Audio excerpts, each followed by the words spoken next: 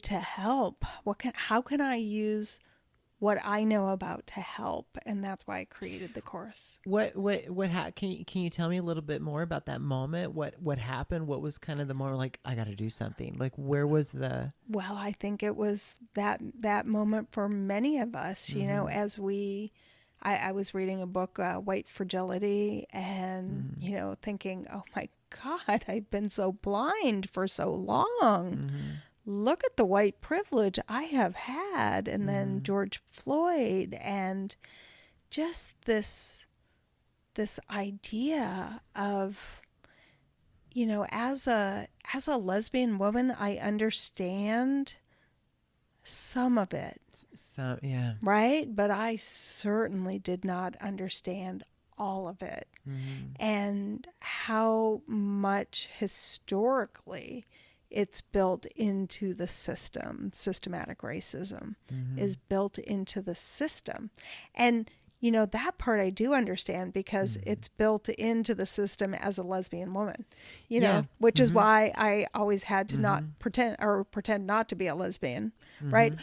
Not pretend to not be a lesbian, but just pretend to not Covering, surviving. Just, exactly. Exactly. Doing our best not to call people more bitches. Yeah, exactly. Exactly.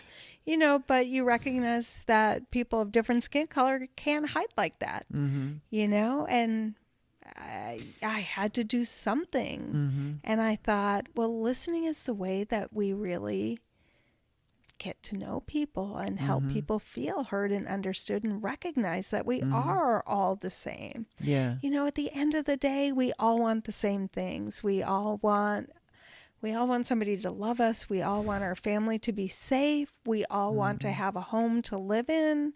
We want the same things, no matter what our skin color, no matter what our nationality.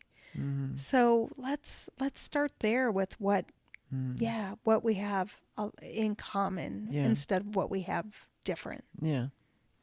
I like that you say that about... you and I can still hide. We can. We can still get into the shadows, and we can still roll with it. People of color cannot. And I remember where my listening shifted when a couple of years, or it was probably 6-7 years ago, when I became the diversity and inclusion chairperson for an HR management organization. I remember they asked, well, this behavioral health organization, they're going to put together this conference, and they need to put together a diversity inclusion, breakout session. And I said, I'll have a panel together of diverse people, trans, Black, Asian, to talk about the harmful effects, damaging effects on mental health can cause when you marginalize diversity. And the pre-show, there was a lady, a colleague of mine, who was on there, and at first I was put off, and I was facilitating the panel, the dialogue, right? My moment to shine, broadcasting. And I remember she made a statement. She goes,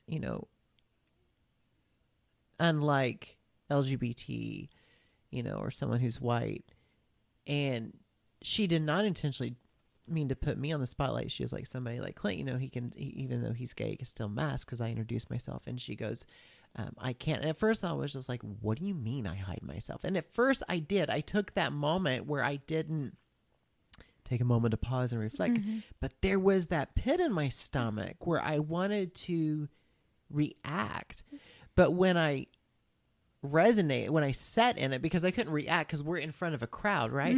But when I sat in it, and I thought, she's absolutely right. I am white. She is Black. There's no other truth to that, but that just is.